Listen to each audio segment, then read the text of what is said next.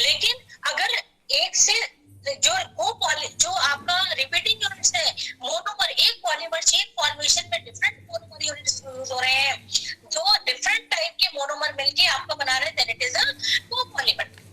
ठीक है, जैसे कि if you want to properties of two different monomer in a single polymer, one is natural, one is synthetic. Suppose you want to form a copolymer of the किसका copolymer, starch का polyacrylamide के साथ।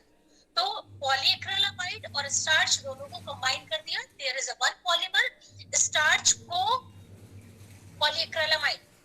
जो दोनों में किसकी property होगी, दोनों पॉलीमर जो है आपके किसकी, स्टार्च की भी और इसकी प्रॉपर्टी होगी। तो this is a copolymer, starch और पॉलीएक्रिलामाइड, यानी कि this is one polymer containing the properties of natural as well as synthetic polymer. ये इनके कोपॉलीमराइजेशन के जो मैकेनिज्म्स होते हैं, रिएक्शंस होते हैं, प्रोसेसेस होते हैं, दोस आर डिफरेंट। उसके बेसिस पे हम आगे भी डिस्कस करेंगे। तो on the basis of chemical structure homopolymer and copolymer, and on the basis of polymeric structure. Polymeric structure में पॉलीमर का स्ट्रक्चर कैसा है, लीनियर चेन है, ब्रांच चेन है, क्रॉस लिंक चेन है। तो इसके बेसिस पे linear branch and cross link, and all these linear branch and cross link can be a homopolymer and a branch polymer or a cross-linked polymer. ठीक है, इसके बाद third classification on the basis of arrangement of monomers. The basis of arrangement of monomers, if it is a block copolymers and graft copolymers. Block copolymers में you can see the example in second page of this PDF, block copolymer and graft copolymer. देखिए block copolymer में क्या है, different blocks. Block copolymer का मतलब क्या हुआ कि आपके linear polymers in which the identical monomeric units occur in relatively long sequences, यानी कि 4 units of A polymer A, 4 of B polymer B, one block of A polymer that contain 4 monomer units, second block of B polymer that contain 3 or 4 or 5. This is I'm actually giving just an example. This block can be of 3 monomer unit, 4 monomer unit, 5, 50 monomer units. So A, you can see the second page of PDF. B, again A, B, A. So blocks you can see here, blocks are repeating. The blocks are repeating after certain interval. एक बार आपके 4 monomer का एक मतलब there are 2 type copolymer is a combination of 2 type monomer, A monomer and B monomer. तो एक बार क्या हो रहा है, आपका A monomer 4 times repeat हो रहा है। This is a block of 4 monomer A. दूसरा ब्लॉक 3 B monomer का B, again repetition 3 A, then B. So repetition of block of A, B, not a single monomer A, B, not like this. Block of A, block of B, and this block can be of 3, 4, 5 different type of number and different number of monomeric units. So this is called a block copolymer. You can see in the example. And second, graft copolymer. So what is difference between block and graft copolymer? Block may repetition of blocks of different monomers. In graft copolymer, this is one chain of this is a chain of one polymer. Suppose this is the chain of A polymer. इस पे दूसरे polymer की chain को क्या कर दिया जाता है, ग्राफ्ट कर दिया जाता है। A chain, B chain. There are 2 chains of monomers, A polymer, B polymer. These are 2 different polymer chains, and one chain is grafted over the energy. This is called the graft copolymer. So block copolymer is what? Repetition, alternate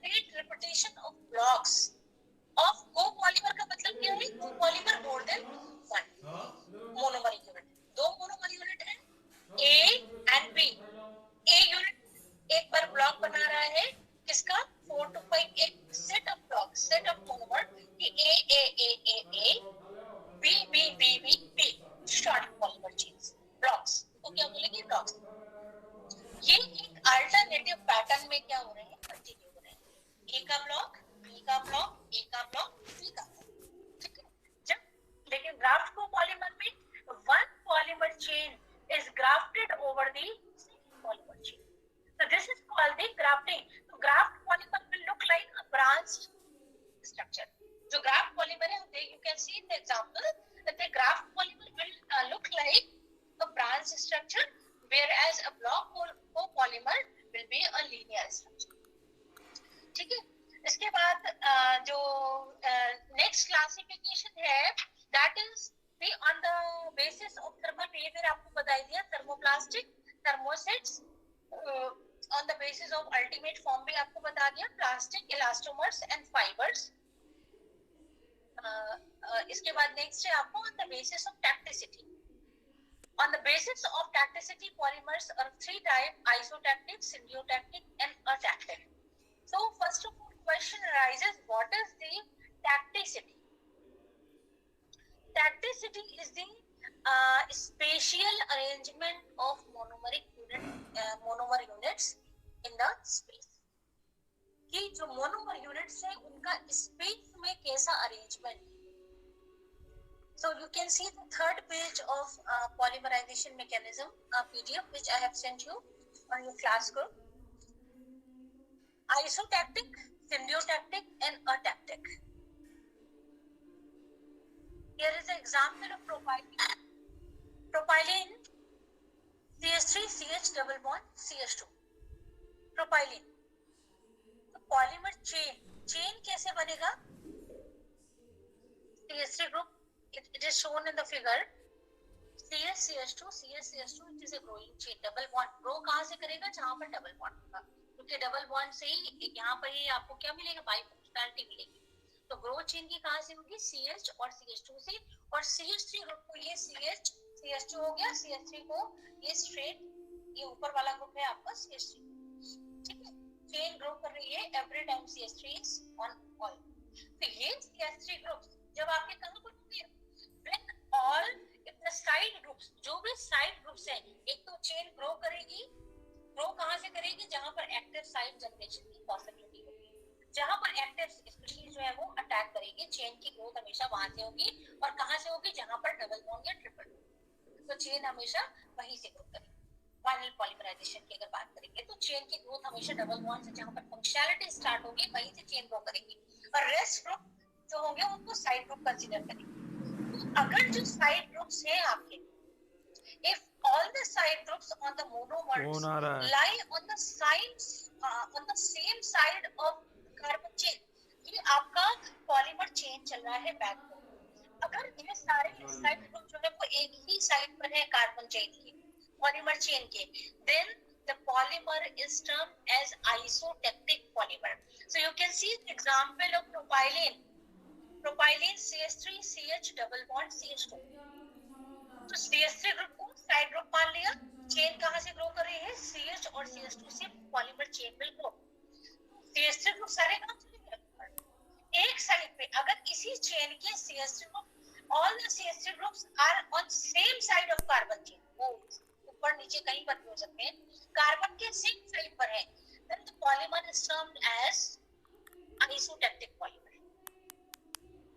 When the arrangement of these side groups is random, ये जो CH3 है side group है, as in case of the propylene, जो methyl group है वो आपका क्या randomly कहीं पर एक कार्बन के एक साइड पर है। पर अगर हम उसको पेपर पे प्रेजेंटेशन आप देख रहे हैं तो पेपर पे अपसाइड या डाउन साइड स्ट्रक्चर पे हम देखेंगे, तो या तो पेपर पे when you see on this paper, तो all the groups are either on the upside of carbon polymer chain और on the down side of polymer chain. तो अगर सब सारे एक साइड पर होंगे, दिस इज आइसोटैक्टिक पॉलीमर। लेकिन यही CH3 का रैंडम कहीं पर ऊपर कहीं पर नीचे। ऊपर नीचे का मतलब क्या है? यहाँ पर दिस ऊपर नीचे का मतलब ये है कि I am explaining you on the basis of the paper presentation of the structure. जो कार्बन चेन है उसके सारे या तो एक साइड पर होंगे या सारे दूसरे साइड पर होंगे, दिस इज कॉल्ड द आइसोटैक्टिक। लेकिन कोई कहीं पर एक अदर साइड पर एक डिफरेंट, दोनों जो ग्रुप्स है ऑल्टरनेट रैंडमली कहीं पर भी है डिफरेंट साइड्स पर, Then it is termed as the atactic polymer. Means if the side groups are arranged in irregular fashion or randomly around the main chain.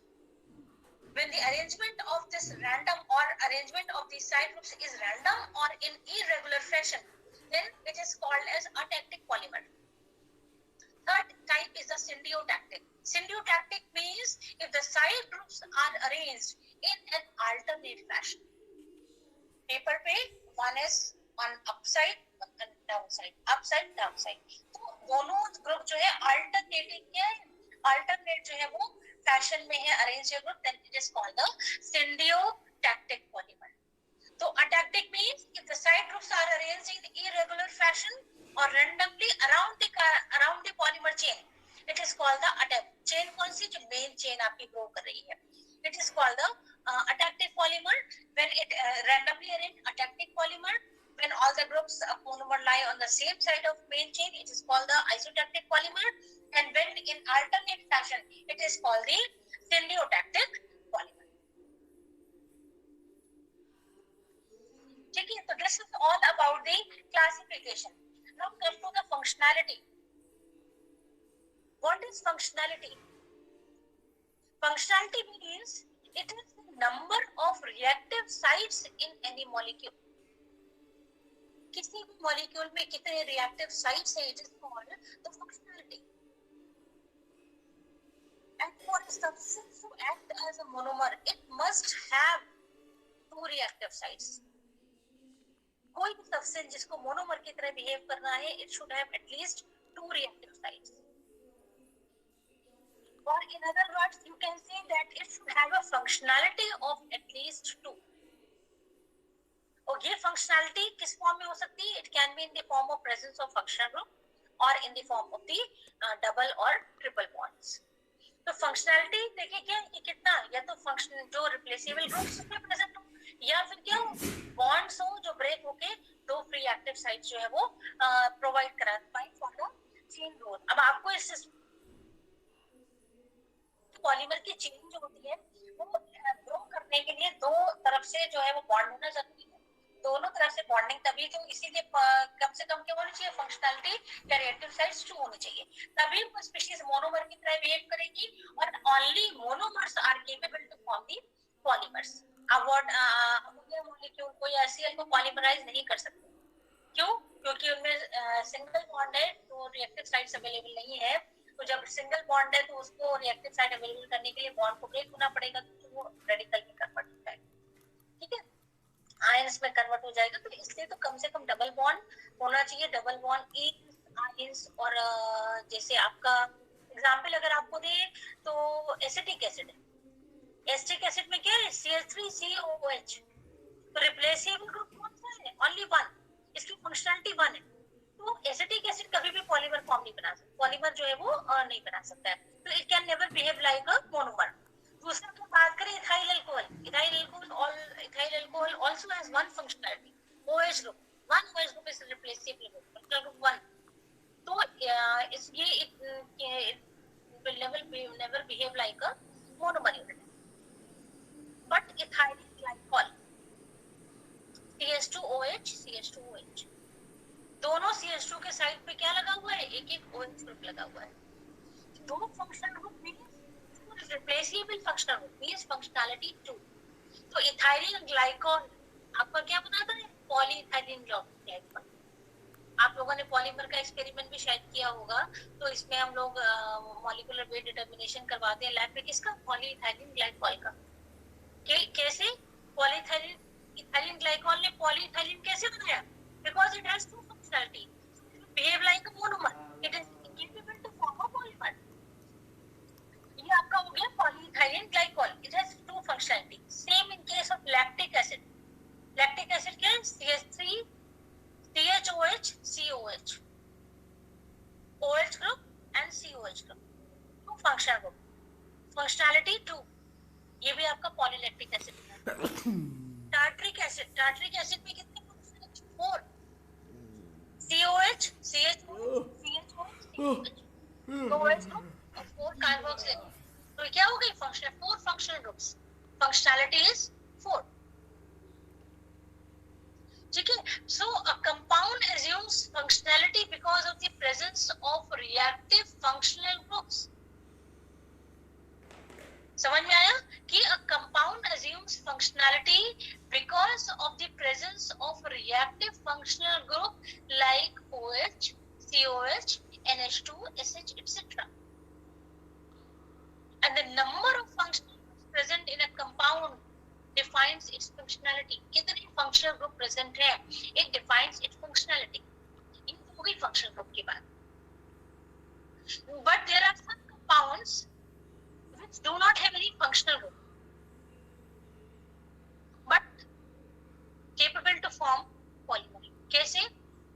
So some compounds, however, do not have any reactive function group, but the presence of double or triple bond in the molecule makes them bifunctional or trifunctional or polyfunctional. जैसे ethene, polythene, ethene क्या बनाता है? Polythene. Ethene में क्या है? Double bond है, एक double bond pi bond है. एक डबल बॉन्ड में क्या होता है? One sigma bond, one pi bond. Pi bond is weak bond. तो पाई बॉन्ड जब ब्रेक होगा तो दोनों अपना अपना इलेक्ट्रॉन लेके अलग हो गए. तो क्या हो गया? they are able to form a bond दोनों साइड से. CH2 दोनों CH2 जो है वो आपके दूसरे मॉलिक्यूल के साथ बॉन्ड बनाने की. दूसरा जब इथीन मॉलिक्यूल पास में आएगा तो उसके पास भी ये कि जैसे पाई इलेक्ट्रॉन्स अपने लेके अलग होंगे तो CH2 कंबाइन कर जाएंगे, चेन लो करने लगेंगे. Similarly in case of acetylene, acetylene में फंक्शनैलिटी कितनी होगी? It has triple bond. It will have functionality 4. कैसे? Triple bond means 2 pi electrons, 1 sigma bond and 2 pi bond. तो एक पाई बॉन्ड, एक जब पाई बॉन्ड ब्रेक होगा 2 फंक्शनैलिटी, दूसरा पाई बॉन्ड ब्रेक होगा अगेन 2 फंक्शनैलिटी. तो जब बाई फंक्शनल ग्रुप्स होते हैं that monomer forms the linear polymer. जब फंक्शनैलिटी 2 से ज्यादा हो जाती है then branched polymer formation starts. तो ब्रांचिंग, क्रॉस लिंकिंग उन्हीं पॉलीमर्स में होगी जिनकी में क्या होगा? More than 2. जहां पर भी बाई फंक्शनल होंगे वो क्या बनाएंगे? लीनियर पॉलीमर बनाएंगे. लेकिन जब फंक्शनैलिटी 2 से ज्यादा हो जाएगी तब क्या बनाएंगे? आपके ब्रांच और देखिए बाई फंक्शनैलिटी में ब्रांचिंग पॉसिबल नहीं. ब्रांचिंग तभी पॉसिबल है जब आपका क्या होगा कि functionality will be more than 2. Then branching will start. So I think it is clear to you all what is the functionality. Trifunctional polymer आपके क्रॉस लिंक या ब्रांच पॉलीमर बनाएंगे मींस ट्राइफंक्शनल और पॉलीफंक्शनल. और जबकि bifunctional जो है वो आपके लीनियर पॉलीमर फॉर्म करेंगे. Types of polymerization. Types of polymerization में there are 2 types of polymerization processes: addition polymerization and condensation polymerization. Addition polymerization is what? It is actually characterized by the self addition of the monomer molecules to each other without the loss of any material or small molecule like water, ammonia or acid. And the molecular weight of the product is an exact multiple of the original repeating monomeric repeating units. जितनी monomer आपके combine कर रहे होंगे number of monomer उतने ही जो आपका adapt होगा, जो पॉलीमर होगा, एडिशन प्रोडक्ट होगा वो उसका एग्जैक्ट मल्टीपल होगा.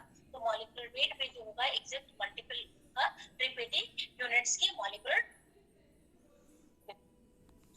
और इसके बाद दूसरा है आपका जो है वो condensation polymerisation.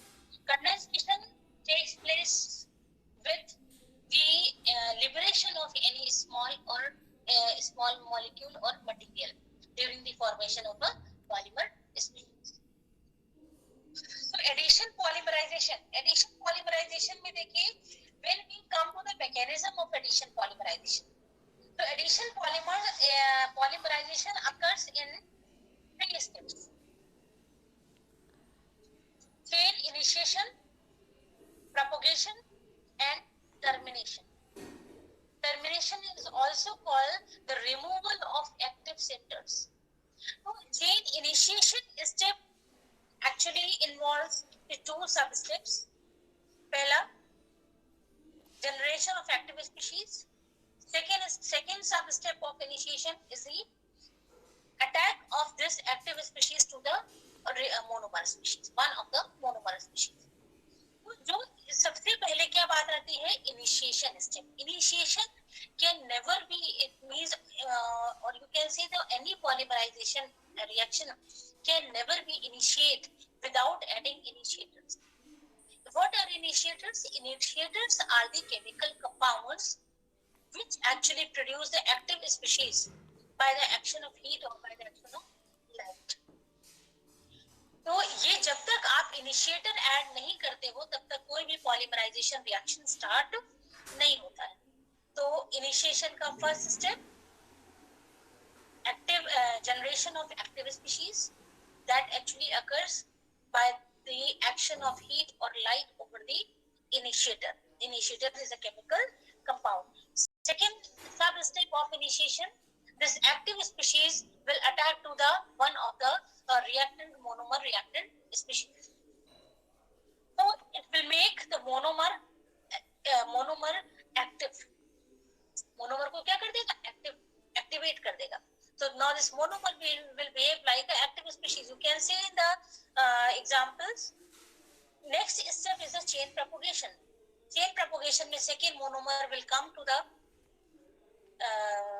first active monomer species, and again it will become active. Then the third monomer, then the fourth monomer, fifth monomer, and the number of monomer will come. By this way, the active polymer chain will grow.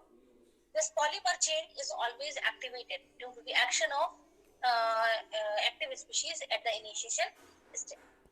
And this chain activated, इस chain को हम क्या बोलेंगे? This chain will call as activated growing chain, क्योंकि तब तक grow करती रहेगी जब तक कि सारे मोनोमर यूनिट से कंज्यूम ना हो जाए या आप जो है वो रिएक्शन को टर्मिनेट ना करो. टर्मिनेशन का मतलब क्या है? Termination means the removal of active center. So after propagation step, the third step comes, that is called the termination or the removal of active centers. Active removal में क्या करते हैं?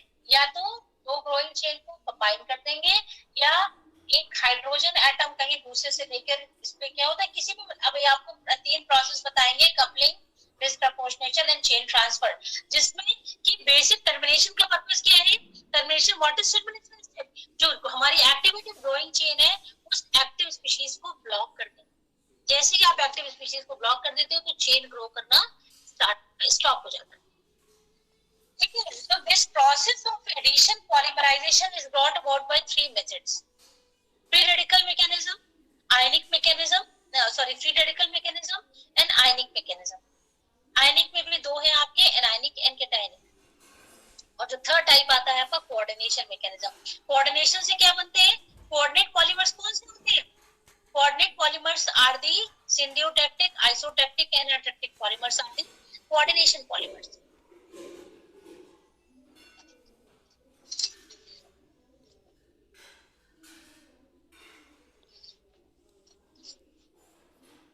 So I have sent you examples showing the functionality. You can see the number of examples in table 2.1 which are showing the functionality of compound. कि कौन-कौन से functional compound की functionality कितनी है. जैसे कि आपका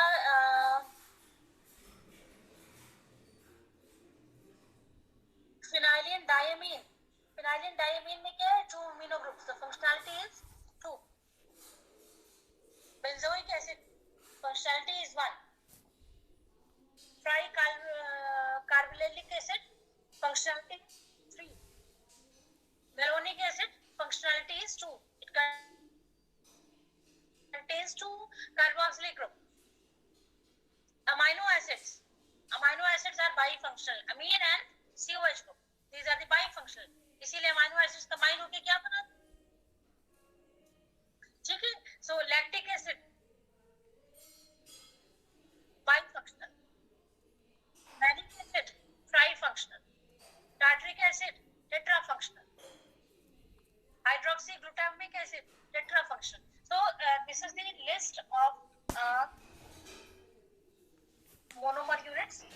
their functionality.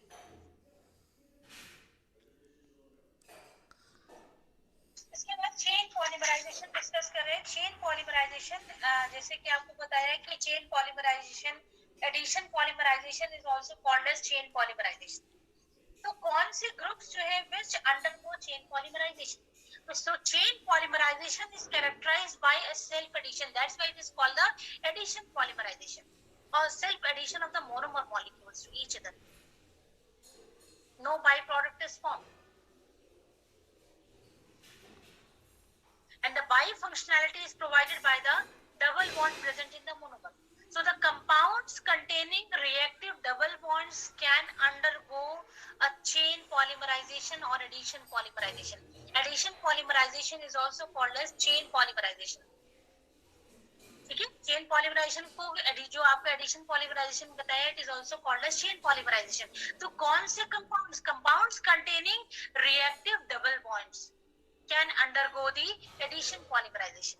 So the examples of addition polymerizations are the vinyl compounds, allyl compounds, olefins, dienes, and majority of these monomers fall under the vinyl category. Vinyl group आपका क्या है? CH2 double bond CHX. Last class में हम लोगों ने discuss किया था.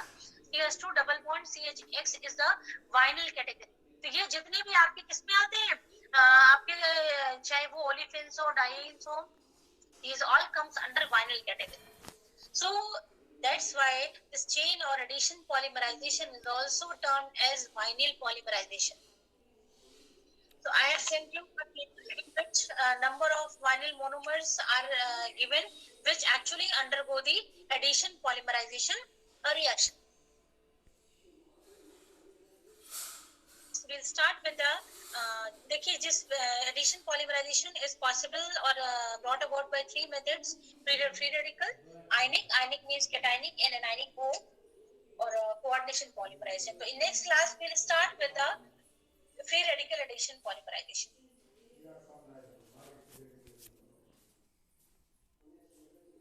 Okay, student.